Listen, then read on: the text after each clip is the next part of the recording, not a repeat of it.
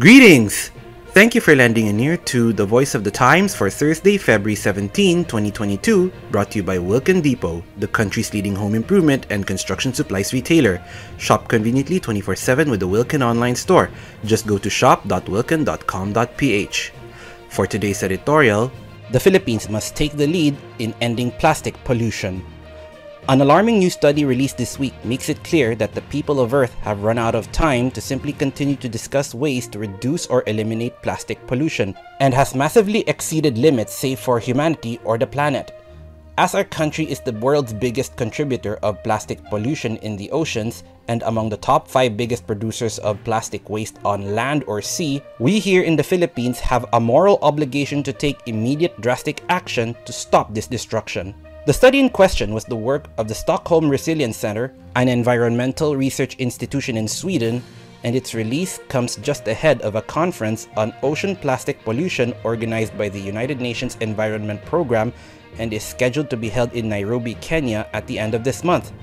The study is significant not only for the sobering details of the extent of global plastic pollution that it presents, but also for being the first time environmental researchers have concluded that limits on production of plastics are the only option left to make any significant progress in reducing pollution.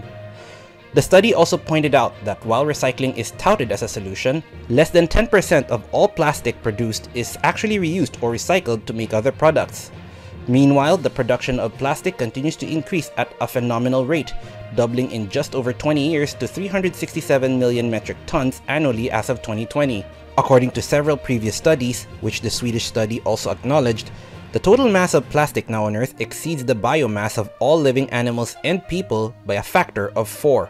In a study published in mid-2021 by a Dutch research firm, the Philippines was tagged as the world's biggest plastic polluter in the oceans, with 18 of the country's rivers among the top 50 river sources of plastic pollution worldwide. The study identified the Pasig River as the worst source of plastic waste out of 1,656 rivers studied around the world, contributing some 63,000 metric tons of the more than 356,000 metric tons of plastic pollution produced by the Philippines each year. There have been efforts to address the problem of plastic pollution in recent years, but the findings of last year's research and the latest study from Sweden are a wake-up call that more aggressive action must be taken. While the Philippines is a minor contributor to harmful emissions and can thus demand that bigger air polluters assist us in that area, our leading role as a plastic polluter demands that we take the lead in finding solutions. Not that it will be easy, which the Swedish study also frankly acknowledges. Plastics have become critical to our lifestyle and well-being, and making the necessary cultural adjustments to reduce our reliance on them will be fraught with difficulties. But the longer an earnest beginning to the effort is delayed, the more likely it is those changes will be more severe and further beyond our control. What the government should do is to first prioritize the passage of legislation such as the Single-Use Plastics Act, so that changes that can be made relatively easily can be imposed. It should also support and incentivize research and development by both the public and private sectors into technologies that can help replace or reduce plastic use, such as alternative organic-based materials. Waste management technologies should also be prioritized to expand the uses for discarded materials, and to prevent waste from becoming pollution when nothing more can be done with it. Fortunately, there's no silver bullet.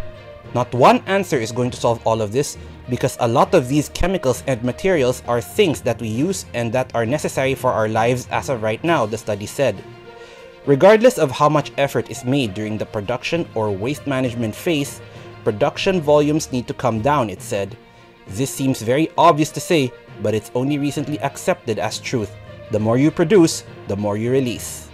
And that's the editorial for Thursday, February 17, 2022. For more news and information, get a copy of the Manila Times on print, subscribe to its digital edition, or log on to www.manilatimes.net. Follow us on Twitter, Facebook, or Instagram, and listen to the Voice of the Times.